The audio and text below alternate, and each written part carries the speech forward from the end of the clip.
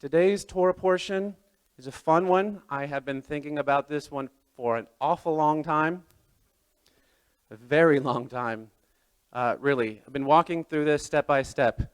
I wanted to give you, honestly, when I first started looking at this, the first thing I was thinking of with this was there's so much archaeological evidence to prove what you see in these pages.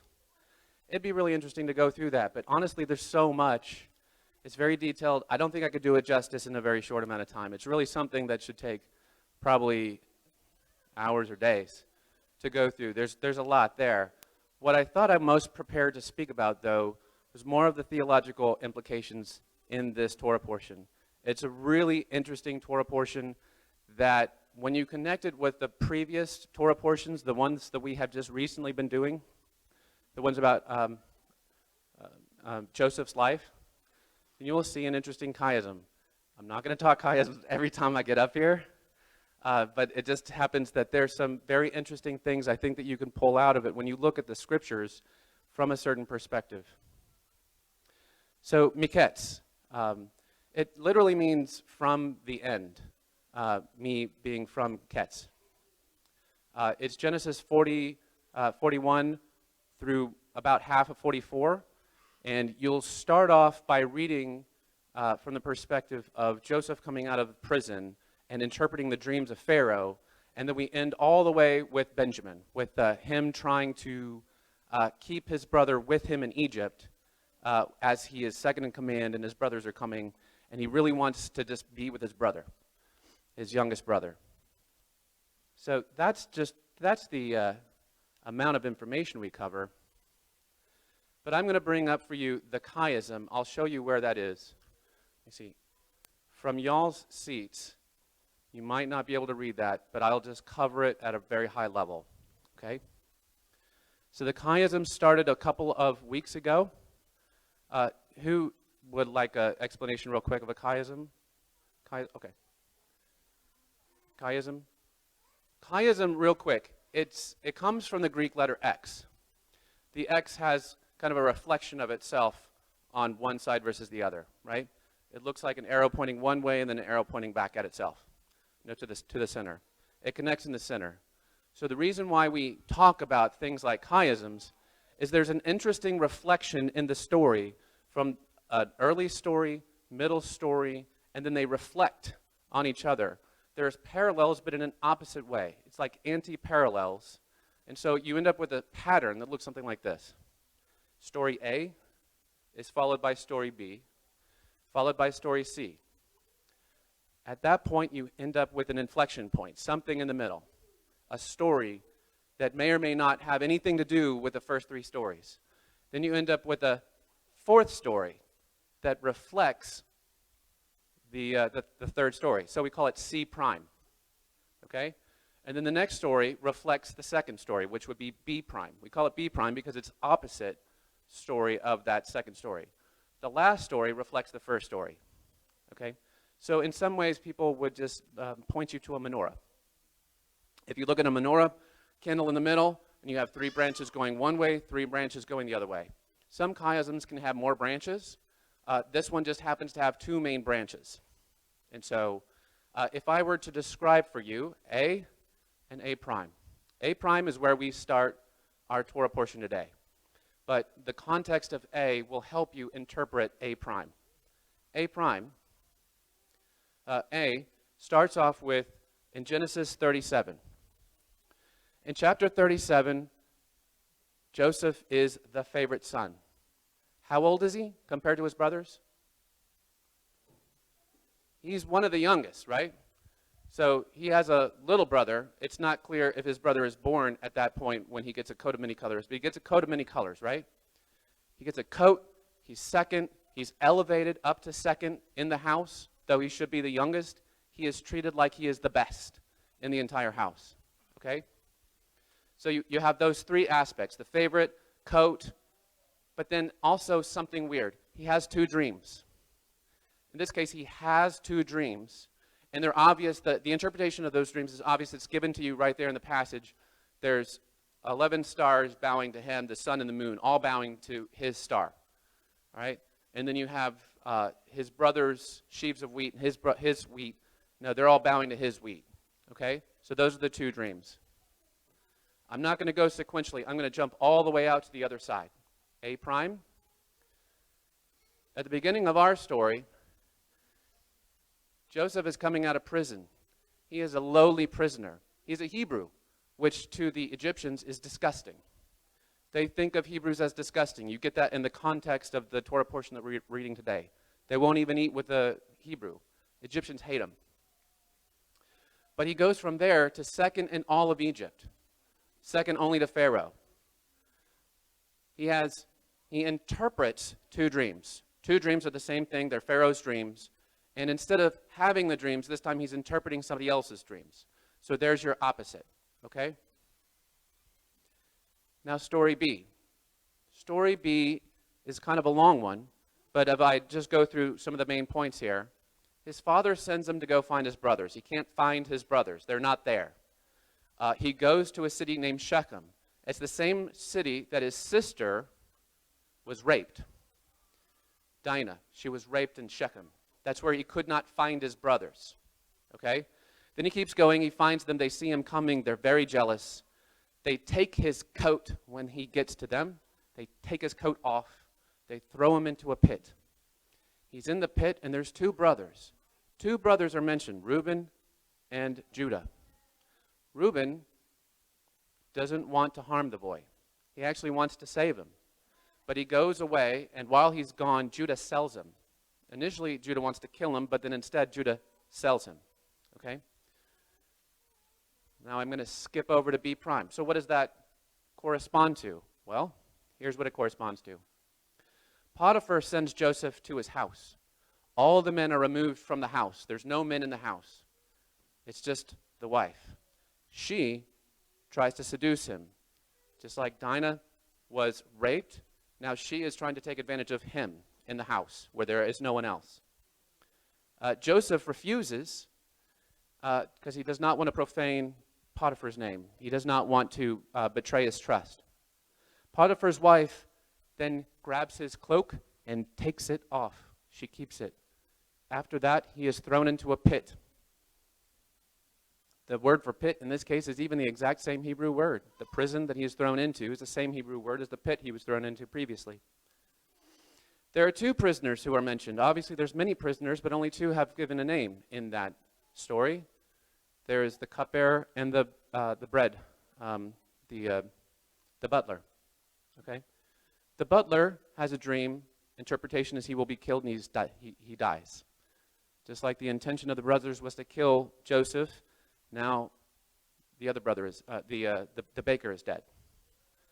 The other dream is about being rescued, and the cupbearer is rescued. He comes out of the prison.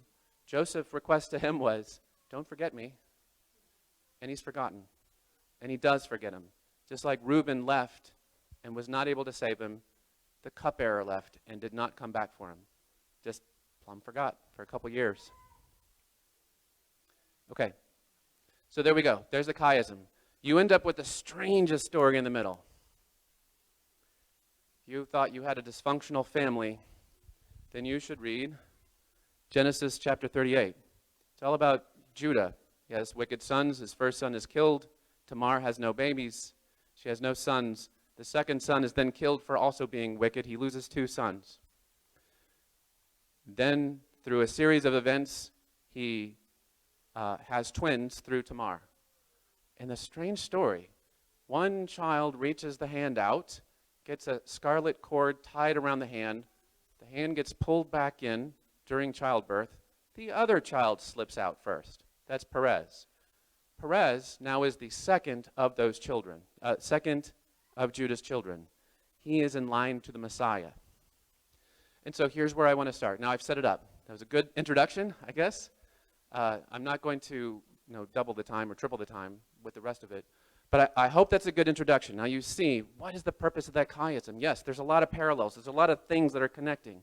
So much is going on there. It's like God is screaming at us about something.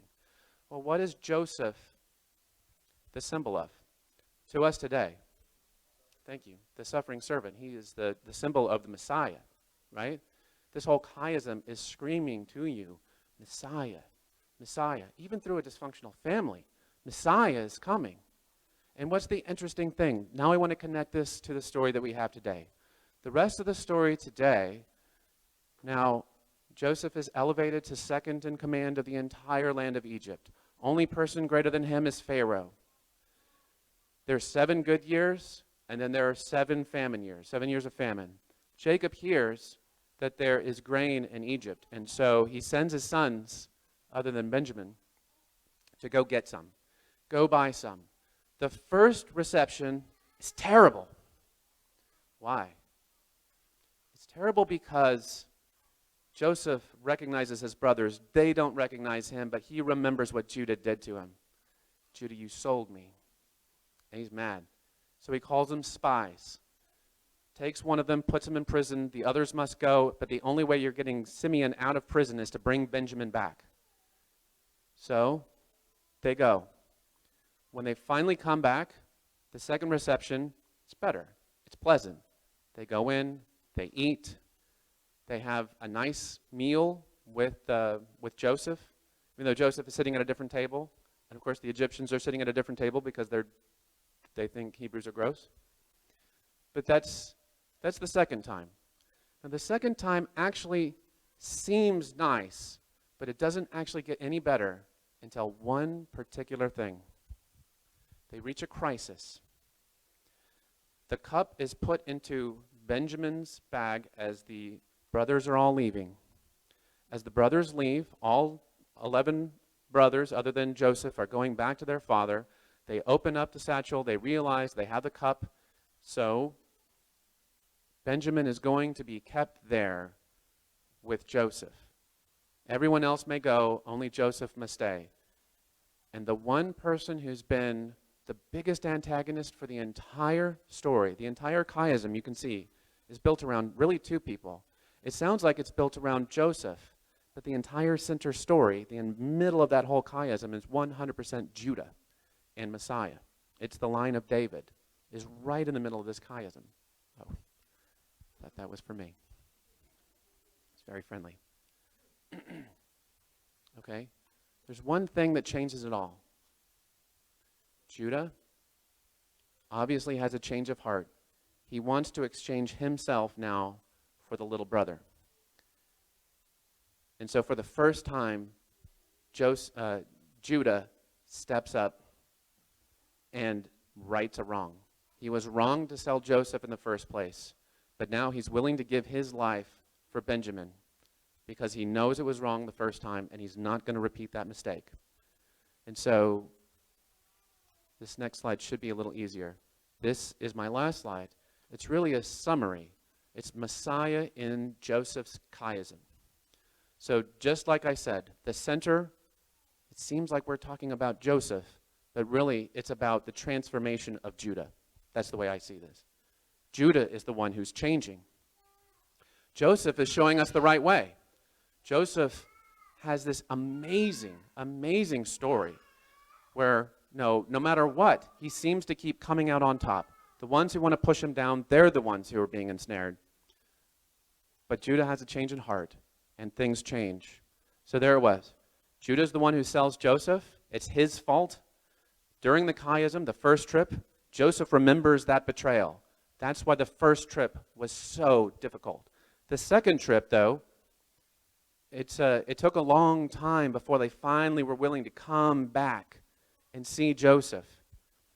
But Judah led the way. Judah was the one who insisted, let's go back. I will put myself at risk, and he did. He made things right there at the very end.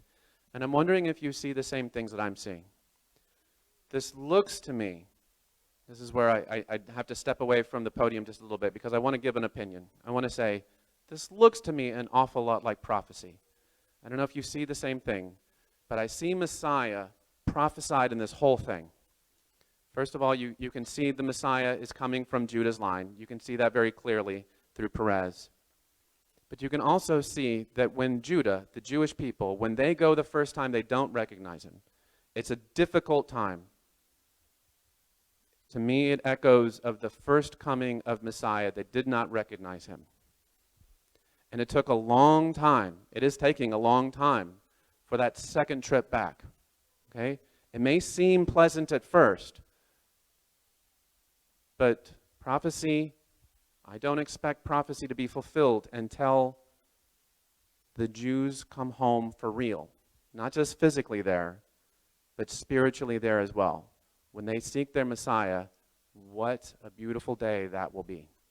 So I just want to take a moment and pray for them.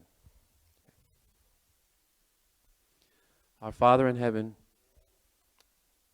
we love you so much, and you are so amazing. Everything that you put in this Bible, you put in here for a reason, Lord. Help us to really dig in deep in every way.